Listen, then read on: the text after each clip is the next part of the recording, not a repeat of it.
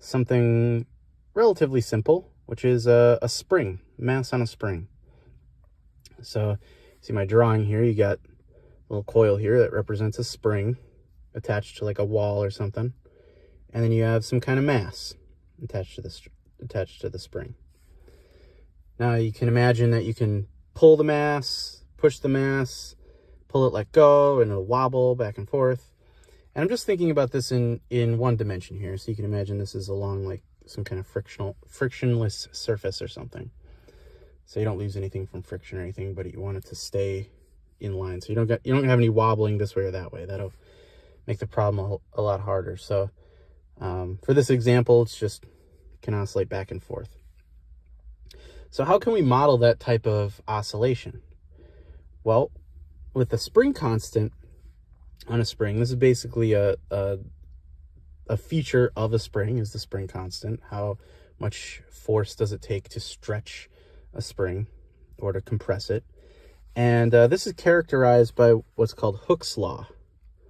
So the force is equal to minus the spring constant times the distance it's stretched. All right. So you can think of x as the distance it's stretched. Then you got this constant that is innate to the spring and a minus sign. Well, why the minus sign? Well, you can think of it as you're stretching it, there's a force resisting, right? So you're pulling it. So that's where the minus sign comes in. So the force resisting your pulling or pushing is in the opposite direction, right? So that's where the minus is coming from. So then you can also think of the mass on the end. We're just going to neglect the mass of the spring itself to keep things simple. But we have a mass on the end of the spring. So maybe it's just like a block or a ball or whatever. Now, this is going to resist change, right? Mass has inertia, resists change. And you can follow Newton's law for this one, right? So F equals ma, right? That's Newton's law. Force equals mass times acceleration. All right. So if you wanted to see the spring oscillate, you pull it back, you let it go. These forces are going to be equal to one another. It's Newton's law, right? So you have ma equals minus kx.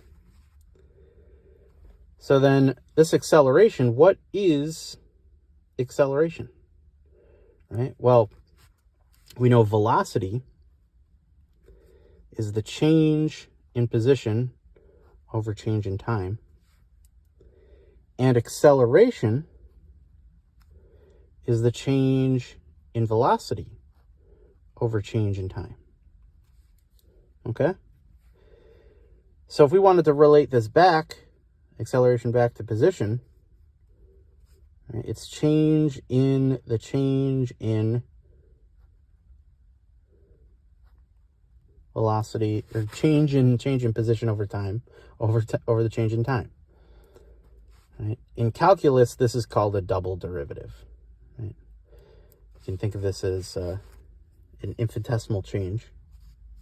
And when you do think of things in terms of infinitesimal changes, the deltas here, Greek deltas, become little d's. All right. So those of you that might be getting into calculus, you'll see this sort of thing. So A equals the double derivative with respect to time of position. And so we can put this into this equation, right? And we get what's known as a differential equation.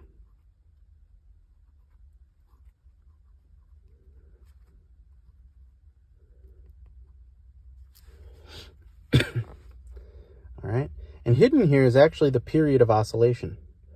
Right? If I divide by m on both sides, I'm just going to scribble this out here. I know it's a little sloppy, but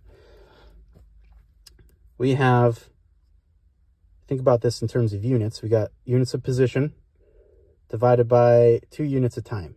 Right? So you think of meters divided by seconds squared here. Right? And then you got position here. Now these have to be equal in units. So you got meters. And so this has to be in units of seconds squared in the denominator, right? So this actually the square root of this is going to be in units of 1 over a second, right? So units of hertz. So this is units of oscillation, right? So if you work this out, you will get, if you do the differential equation, which it requires you to know how to solve differential equations, but basically what it works out to is some constant times the sine function with this as the period of oscillation times time, and then you have an additional cosine, just to basically take into account phase. All right, so this is like the general solution. So here you need to know diff EQ to solve this, but this is where it will come from, right? And the idea here is that if you take the derivative of a sine function or cosine function, you basically get a sine function, the derivative of that is a cosine function, derivative of that is minus a sine function, and so on. And so it's cyclical. So the double derivative of a sine function is the negative sine function. Double derivative of a cosine function is minus cosine. And so that's how that comes from this, right? You got the double derivative equals minus coefficient of x, right? So double derivative of x equal to coefficient times x. And so sine function, what does that look like? Well, if you plot it, right, looks like oscillation, right? And so you can plug in initial conditions and stuff to solve for these coefficients and all that good stuff. But this is the general idea, right?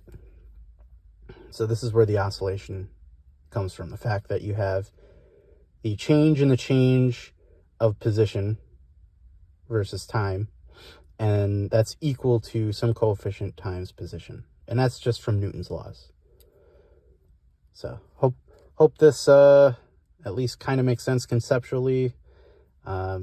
This sort of thing you'll encounter a lot in what's called Lagrangian mechanics, where you come up with what's called a Lagrangian, which is basically the kinetic energy minus the potential energy, and you can use that to come up with the equations of motion. And you can have all sorts of complex systems that you can solve for. So anyway, that's mass on a spring. Have a good one.